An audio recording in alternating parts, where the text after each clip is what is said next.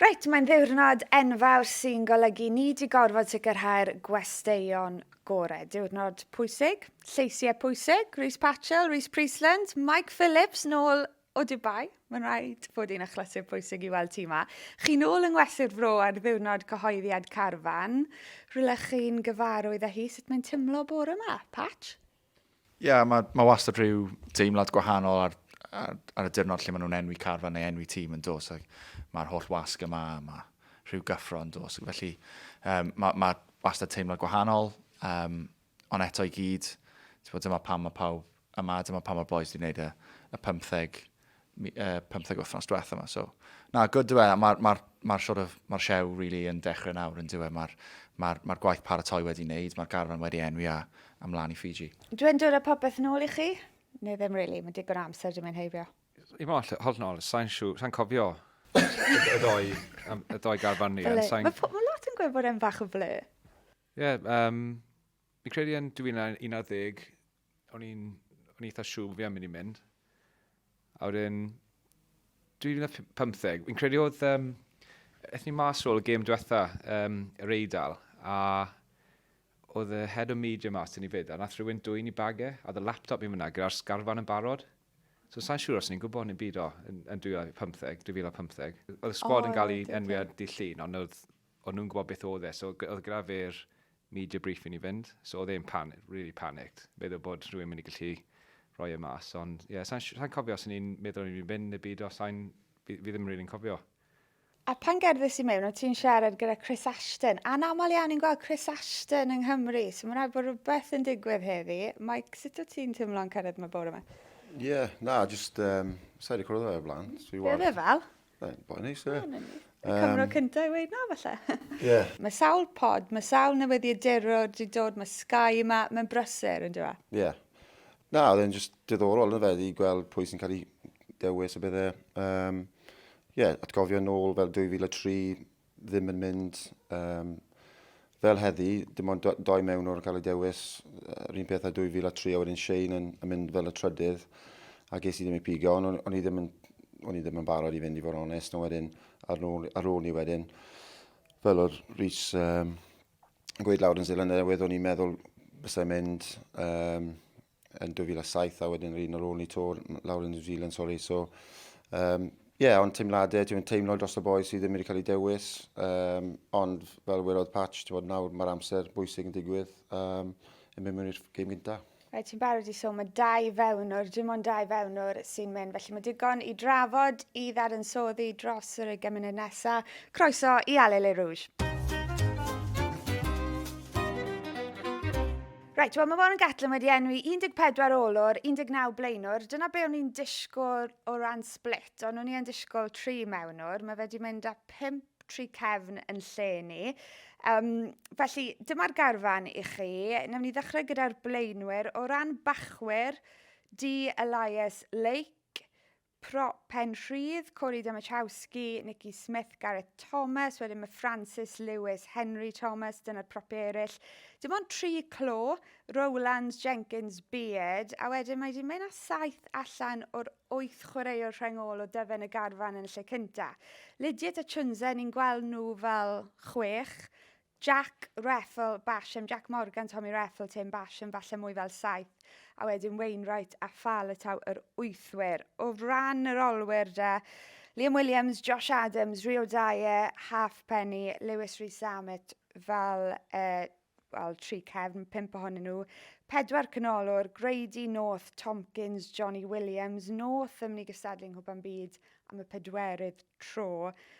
Anscombe, Bigger, Costello, y maswyr a 2 fewnwr, Thomas Williams a Gareth Davies. Mae Jack Morgan, Dewi Lake wedi ei henwi fel cyd-gapteiniad. Newn ni siarad amdano nhw yn y man. Ond y farn di ddechrau, Mike, ar y ffaith bod nhw just yn mynd â Thomas Williams, Gareth Davies, Kieran Hardy yn colli mas. So mae'n meddwl fy lot yn gweld hynny'n dod? Na, falle, o'n i'n meddwl cico Kieran Hardy yn wedig disan diwethaf yn arbennig. Gaethon ni'r bel nôl a lot wrtho fe, oedd cico fe'n spot on. A fi'n licio fe fel mewnwr, mae fe'n taclus, mae fe'n chwaraewr arbennig, oedd e yn y tîm pan curo ni De Affrica blwyddyn diwetha mas yma, so yn ffodus iddo fe, a tym bach o sioc, achos mae'n dod i pwysau wedyn ar y ddoi eraill. Os maen nhw yn pigo rhywbeth lan, mae'n eitha dangerous. So, ond mae dan i 3 fyna, wel mae 2 yn cael eu pigo, maen nhw'n eithriadol o dda hefyd, so ond siom i curo yn rili, ond felly tym bach o sioc achos maen nhw'n dod i pwysau ar y ddoi eraill. So, Maen nhw fel yn sefleoedd arbenigol. Yeah. Dwi'n fel, o'n i'n sôn gynnau yn beth i felly gallu ti roi rhywun ar yr asgell, trio helpu nhw trwy'r gêm, ond mae gymaint o safle arbenigol, hynny yw pas y bon o scrum, cicio'r box. Mae trio roi'r bil mewn i scrum, mae'n sôn o'n rili rhwydd, ond mae fe'n lot fwy lletwydd. Mae'n safle mwy anodd ar y cach, so mae lot o pwysau. So, A be mae'n golygu? a bod mae Kevin dost i fi. Yn amlwg, Kevin dost i fi. Yn amlwg, as bod ydym yn Ffrainc, os oes anaf mawr, lle hedfan rhywun mas am y gêm nesaf, ond fi'n meddwl fwy fe am ymarfer. Mae eisiau 2 mewn o'r, chi'n mynd 2 tîm yn erbyn ei gilydd, mae eisiau 2. Os oes ddim un i gael, fel Patch gwef yna, chli roi, os oes ysgell rhywun mynd lawr, chli roi cynol ar asgell, mae'n digon rwydd, ond fel mewn o'r, mae'n mor specialised. Gallai fe ymharu ar y paratoiadau, fi'n credu, ond fi'n siŵr mae'n gwybod beth mae'n gwneud. So fydd y llwyth gwaith lot yn fwy? Byddai just bwys y car. Wel na, fyddi di mas na'i fod yn dig. So byddai na, so... Ond mae gati gwybod na. Mae wedi digwydd yn y gorffennol Shane Williams, efo, ath ei Japan. Ond o ran ymarfer i ti fel mewnwr, lot fwy ydych chi'n neud yn yr wythnosau? Os mae just 2? Ie, chi'n neud lot mwy o gwaith, lot mwy o redeg, ti'n modd. So ie, mae'n wahanol fath o pwysau arno nhw'n ar, so byddai'n diddorol i gweld beth sy'n digwydd, ond mae'n eitha rhyfedd i cael dim ond 2, so lot mwy o gwaith i ddoi na mynd trwy hwnna.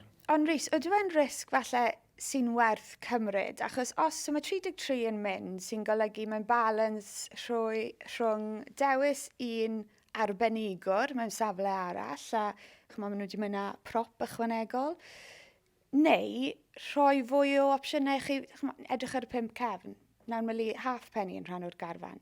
Ti'n meddwl bod mewnwr falle ddim yn safle sy'n derbyn gymaint â ni o anafiadau?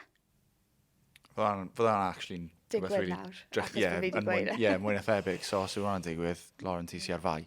Ond fi'n credu mae rhaid ti fynd a goal kickers ti. So mae rhaid i Lee Halfpenny fynd i cwpan y byd ar sail, wy'n deall bod ni'n siarad yn beth i mewn o ran o'r sail, pa mor bwysig yw kick y cosp, disgybleth, mae bob cwpan y byd, neu mae rhan helathon yn dod lawr at pa mor dda yw kickers ti. Ac felly, mae nhw'n amlwg yn teimlo bod y risg yma yn werth i gymryd mwyn mynd ar prop ychwanegol neu mwyn mynd ar chwaraewr ychwanegol yn y 3-4 mlynedd yn ôl, 2 fas o'r eithon ni gyda ni, allti ddadlu bod hynny'n rhywfaint o risg hefyd, gan bod Warren Maswr yn go arbenigol hefyd. Felly, am o'n ni, ti'n gweithio mas lle mae'n werth cymryd y risg, neu pwy safle ti'n mwy o cyfforddus yn cymryd y risg yna, mwyn gallu mynd ar rhywbeth arall y ti. A dyna beth sydd wedi digwydd rili, efe, pan dyn ni ddim yn rhan o'r trafodaethau, bydde ti'n meddwl bod wedi dewis mynd â rhywun yn y 3 cefn a'n hytrach na mewnwr. Ti'n meddwl bod angen y profiad fyna o rhywun fel Halfpenny? Wel, so, o'n i'n siarad Zam. Mae lot o capid y fe, a fe, mae Rio wedi bod yn y sawl garfan diwetha, ni'n gweld ar y penwythnos, mae fe'n dda, mae'n chaso bob cic fel sy'n bywyd yn dibynnu yn fe. A mae digon o experience i gael yn y 3 cefen. Sa'n gweud byddwn ni ddim mynd â Lee, ond mae'r ysgellwyr na, mae Josh Adams, Liam, Zam, maen nhw gyd i bod o taith llewod. So sa'n gweud taw just experience mae Lee fyna. Mae fe na am ei goal kick-o. A hefyd, ni'n gweld amser wreidd yn ebyn Lloegr, mae wastad yn y lle cywir, a mae rhywun chi'n gallu really dibynnu yno, felly ni'n siarad fan hyn, fel se fe sydd wedi dod mewn yn y diwedd, ond falle bod wastad yn mynd, so ni'n gwybod, achos mae fe, pawb wneud lot yn byd i pwr hi mae fod rown, a mae fe wastad yn dda yn ei job, ddim byth y mesol lan, a chi'n wastad yn gallu dibynnu yno fe, felly mae fe'n heiddi fod na gymaint a pawb arall. Ie, falle bod rhywun fel Rio wedi bod yn bwnc trafod i'r ffordd wedyn ni ddim yn gwybod. O ran canolwyr, Gatland wedi gweud dros wythnos y diwetha, dyma un o'r safleoedd o di achosi y mwy o ben tost iddo fe. O ti eisiau gweld Max na, falle, yn bersonol.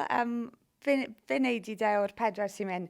So, greidiau noth, ni'n gweld nhw yn chwarae yn y Crys 13, a wedyn Tompkins a Johnny Williams yn mynd yn y Crys 13. Ie, so, o'n i'n meddwl bod Max wedi wario yn dda iawn. Fi wedi wario dy fe am y 2 tymor diwetha. O'n i jyst yn meddwl bod e'n siwt o'r steil. Fi'n meddwl bod Cymru'n trial wario felly, neu yn hanesyddol mae Gatland wedi wario. Fy'n dybynnol iawn, mowr, gorfforol, yn amddiffynol neu mynd Lloegr gath un neu 2 bil nôl yn y tackle. Sam, o'n i'n meddwl bod bydden ni falle wedi mynd na fe, ond mae'n gweud bydden ni ffili pigo rhywun arall. So, chymon, na pam so'n gael ei talu lot o fariau i ffordd i Cymru. Ond fi'n meddwl bod Max yn ein dda, o'n i siŵr fo'n disgwyl i weld yn mynd. Fel mae Rhys yn dweud, mae'r canolwyr yna, ti'n gallu gweld o sort of i siap corfforol nhw, pwy fath o gêm mae'n debygol fydd Cymru'n trio chwarae maen nhw i gyd. Mae 3 o nhw, ond i bai am Nick, dros 6 troedfedd, maen nhw i gyd bod i 100 kilos plus. Mae'n drychyd fel se gallu cael nhw dros y linell fantes yn go gynnar yn y gêm yw falle y lle cyntaf mae Cymru'n mynd i ddechrau yn hytrach na. Felly symud y bil bach yn fwy llydan. Oedden nhw'n broblem bod ni ddim wedi cael cysondeb nid jyst yng nghanol cae, ond really, sa'n gwybod os mae unrhyw un o wrthwynebwyr Cymru yn gwybod un pa tîm maen nhw'n mynd i ddewis, 2 pwy maen nhw'n mynd i chwarae, efallai bod hynny'n beth da. Ond fel 90-12, oedd fe'n bwysig bod rhyw fath o gydlyniad, bod ni wedi gweld rhyw patrwm yn ystod y haf neu na? Falle o'n i'n meddwl, falle o'n i'n gallu ar y hanner ola yn erbyn Daffreg, falle cael y tîm sydd yn dechrau yn erbyn Fiji, falle. Sydd wedi digwydd yn y gorffennol? Ie, falle, ond oedd e'n rhoi cyfleon i bobl, so mae'n pwysau yna ymlaen am y gêm Fiji, achos mae Fiji'n dda, maen nhw wedi gwella dros y blynydde. Mae unigolion arbennig gyda nhw, rhoi'r chwarae gorau yn y byd, so a maen nhw wedi gwella, achos maen nhw yn y pencampwriaeth y super hefyd nawr, so bydd yn gêm anodd iawn, a bydd rhaid i Cymru cael dechreuad dda yn y gêm na, a just mae'r 2 wythnos nesaf yn bwysig i paratoi nawr, cael y touches, y timing a beth yna ar y gyda moves a bethau, so mae'n amser bwysig nawr cyn y gêm na. Mi'n credu ar y cyfan fel dros yr wythnosau diwetha, dwi'n fel sy'n nhw just nawr yn toli y 33 yma ti gilydd a bod fel rhaid pethefnos, ti'n mynd i wario yn ebyn Fiji, fydd y mewnwyr wedi cael lot o reps dy'r maswyr dros y 15 wythnos diwetha yma, fydd y canolwyr wedi chwarae dy gilydd yn ymarfer, fan hyn fan draw, dim yn gyson, so am pethefnos nesaf gewn nhw hwnna'n gyson, ond dim fel sy'n ni'n toli trio bobl ddierthur at ei gilydd mwyn dyr at ei gilydd. Ni'n mynd i sôn am y pac, am y gêm na'n erbyn Fiji. O'n i'n darllen sylwadau Sean Edwards wedi'r gêm yn 2019, a wedodd fe fethon ni 26 tackle, a ni'n crafu mhen yn meddwl sut fethon ni gymaint o dacle, ond oedd 16 o'n nhw ar y 2 ysgellwr. Twisover, Randra, a wedodd if anyone's gone A to Z of how to tackle those players, please tell me. So, dyw e mor syml a just sgoi, rhoi'r bel i nhw, a bod ni yn chwarae gêm fwy ceidwadol, falle bod Fiji wedi gwella yn y scrum ar lein. Pa fath o gêm yn edrych ar y chwaraewyr na fyddwn ni'n chwarae yn erbyn Fiji, a pa elfennau i gêm nhw fydd yn hanfodol i'r fuddugoliaeth? Bydd eisiau'r disgybleth a pethau fel yna, o'n i wedi gweld y gêm yn erbyn Ffrainc, Fiji yn erbyn Ffrainc, gaethon nhw ddechreuad gwael, ond mae rhaid ni cael gêm yn tait falle, cael y gêm syml. Ti eisiau bod mor ddisgybledig a ti gallu bod efo gyda'r gêm gicio. Ti'n eisiau bwyd o nhw, na'r peth fel, fi'n cofio bod yn y cyfarfod yna ar ôl the review, a Sean Edwards, don't worry lads, we're not going to play these again. A just mlaen i'r gêm nesaf fath o beth, achos mae dyn nhw freak athletes, ti war yn erbyn Rodranda, ti roi'r bel iddo fe, mae fe jyst yn neud rhywbeth i ddigwydd allan o ddim byd. So cytuno gyda Mike, fydd yn gêm eitha cil, dim gormod o lledu'r bel. A mae'n bwysig pan ti'n war yn erbyn y boys yna bod ti'n yn adeiladu dyn am mewn i'r gêm. Os ti'n bwydo rhywbeth rhad i nhw'n gynnar yn y gêm, ti'n bod fel mae cymffonau nhw'n codi, mae'r momentum o'i plaid nhw, maen nhw'n dechrau meddwl, heddiw'n dyrnod mawr ni'n mynd i gymryd scalp fan hyn, felly rhywbeth tebyg i beth eithaf chi yn 2011, just byw off y parc y dyrnod ni, sgoring gynnar, a wedyn cadw nhw O'n nhw mas o tournament ar reini nhw. So o'n nhw nôl yn Fiji yn barod erbyn ni. So bydd tybach wahanol tro hyn. Reit, ni di sôn am asgellwyr peryglus Fiji. Wel, mae un o'n nhw dyn ni fyd, a mae fe ar y ffordd i gael sgwrs dyn ni, Rhys Patchell. Okay, I'm delighted to be joined by the star of Welsh Rugby, the poster boy of Welsh Rugby, and for once I'm not introducing you, Mike Phillips. How does it feel? You've passed the baton on. Yeah, I'm happy to pass it on as well.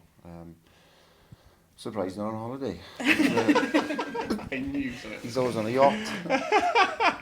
You're dressed for that occasion, right? Yeah.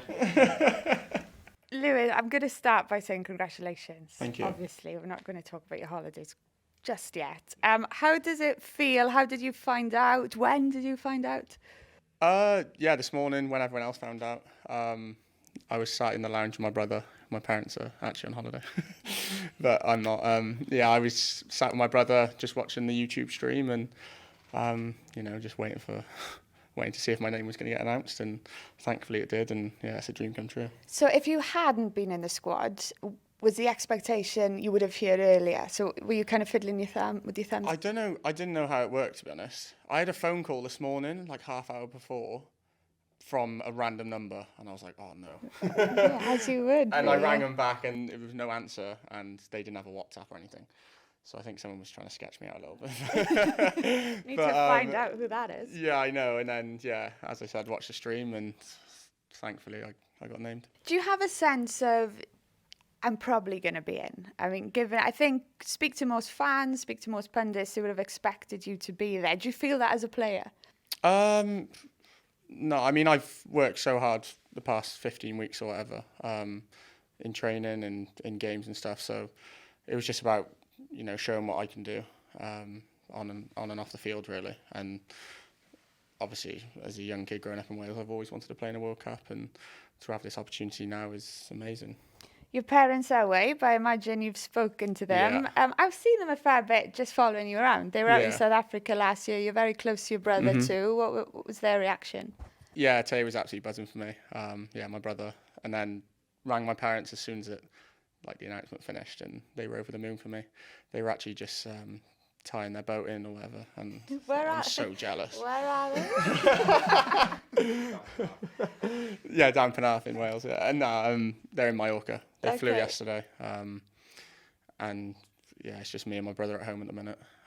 They're out there for a week, and then they're going to be coming over to France to watch every game. So hopefully I get picked. Well, I guess logistically it's quite hard because no one can plan their trip to France before either one you're in or two you've escaped injury in these Exactly. 3 games. I mean, yeah, we've still got 2 weeks of training before actually flying out. So fingers crossed I don't get injured. But yeah, now my family can decide what they're going to do. That's the biggest relief. Boys must have felt the same as you play the warm-up games and you come through unscathed. Like you get a chance to put your best foot forward. Like there's always that niggle in the back of your mind. Can you explain that one? Yeah, so obviously being on the bench on the weekend, didn't know how long I was going to get, didn't know if I was going to come on. Obviously South Africa physical team, am I going to get injured? But when you're on the pitch, you don't really. No, You no, don't actually, it's not. it's before. Yeah, it's when you're warming up and you're anticipation. thinking, please don't get injured today. But when you're actually on the pitch, you fully concentrate on it. So, but I'm thankful that I've had no injuries now. I know we joke, Mike, but do you see a bit of yourself in Lewis? Well, I was probably a bit quicker. No, he's he's great. He's burst on the steam, and it's great. We need stars like him in the game. I think it's important for the youngsters, and he's got all the star quality. Yeah, there's obviously 33 of you now who have last 15 weeks has sort of been worth it now.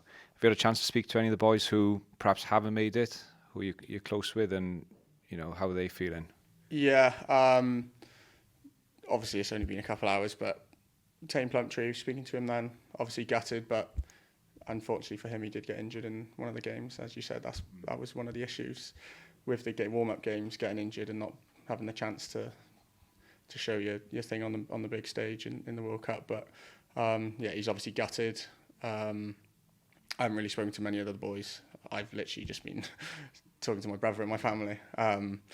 but yeah, I'm sure they're gutted. But you know, as a 33 now, we need to train hard for the next 2 weeks, and as Mike said, get our patterns together and go out to that Fiji game flying, really. The priority is obviously you getting a spot, but are you just as invested as in some of your mates as well? Good mates with Johnny Williams. How glad are you to see him? Absolutely buzzing for him.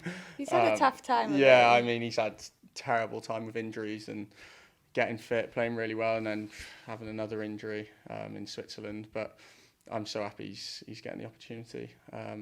You know, he's a great player, physical, gets over the gain line, great in defence. So yeah, I'm absolutely buzzing, and you know, I can't wait to train tomorrow and hopefully stay injury free for the next 2 weeks and get myself on the plane. And you must know deep down, one of your points of difference is pace. Mm-hmm. Like, how much does that give you? And that was a try, wasn't it, against England? Been robbed. But there aren't, you know, there's no one else on the pitch that they're scoring that. Yeah, I mean, yeah, that is my point of difference ultimately, and I can use that in attack and defence, which is great. You know, working on other skills like my aerial game and my positioning, defensive positioning, how I can get as many touches as possible in attack. So yeah, I'm working really hard on that, and obviously working even harder on my speed to get even faster, which is good. But yeah, I'm just so excited now, ready to rip into it. That's obviously a thing then. You can get a lot faster in a short amount of time. Give us an insight into how that works. Yeah, it's tough to like see because it'll only be like marginal it's marginal. So like, but I'll know that I'm faster. I'll feel like I'm faster, but it might literally be like, it might be a metre faster, or like however you tell. But yeah, I can put that into my game in both attack and defence, which is great. That's pretty exciting for fans to hear. You're only 22, but you've got 27 caps. That shocked me when I just checked, because you know half of the squad now have got a lot fewer caps than you. Do you feel like one of the senior guys in camp? It's a bit bizarre to say it like that, but I feel like I've been here for a while. Yeah, it's been three or 4 years. I don't know, I still feel quite young though, so...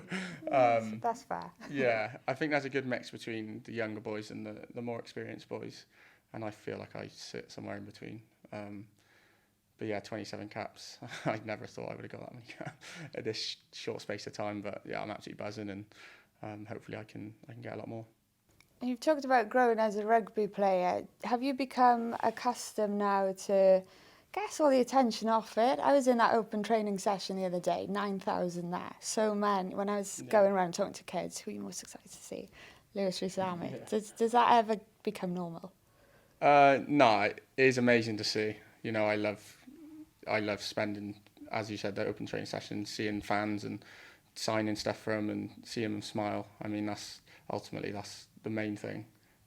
You know, making them happy and. But yeah, it's all down to my rugby.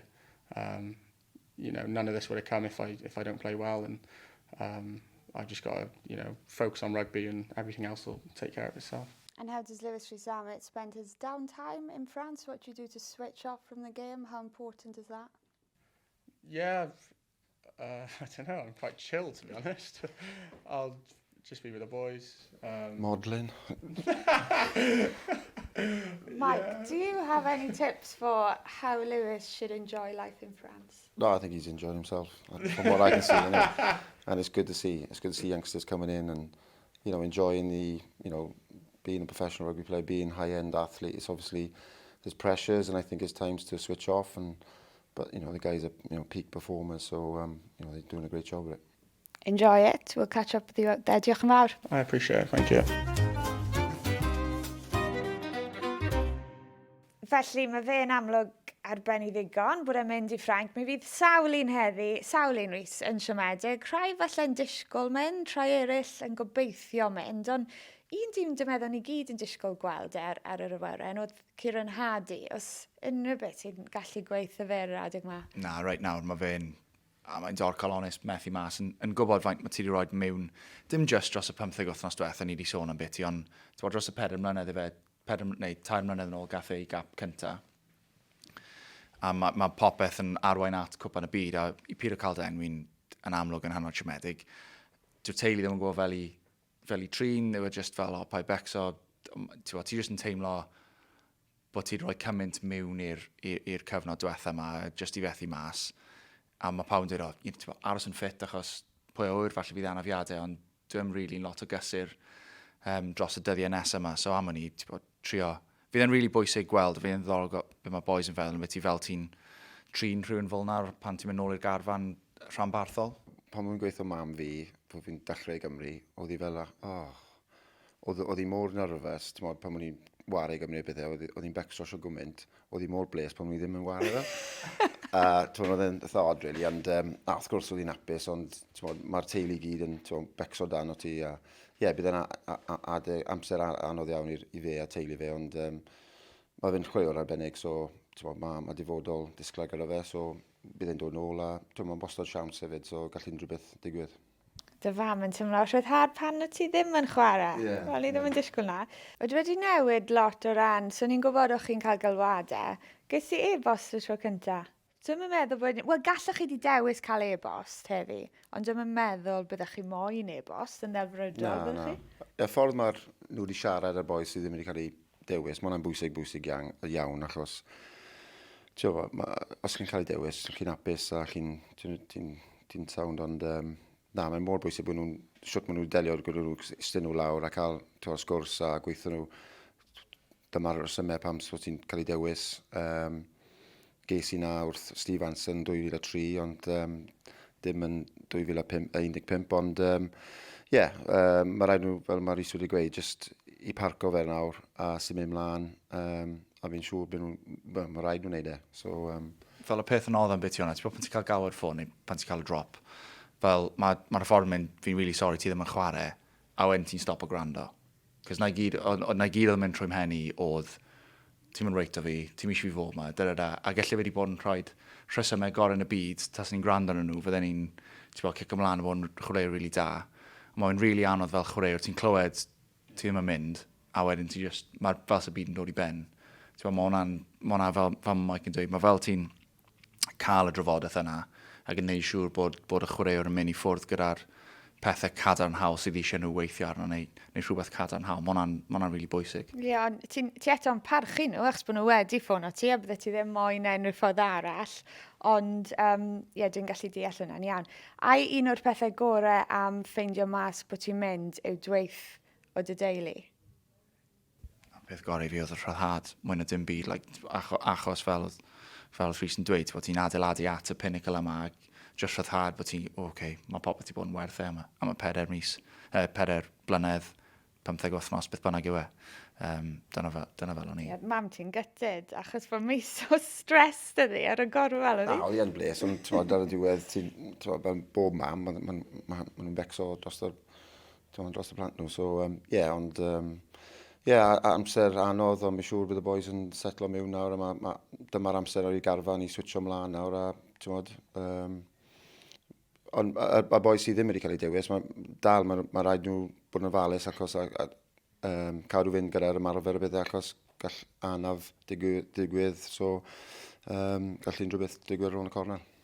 Reit, dyna ni, dwi ddim eisiau bennu'r pod ar y nodyn isel, ond mae'n siomedig, siom enbyd i rhai heddi, gorfoledd i eraill.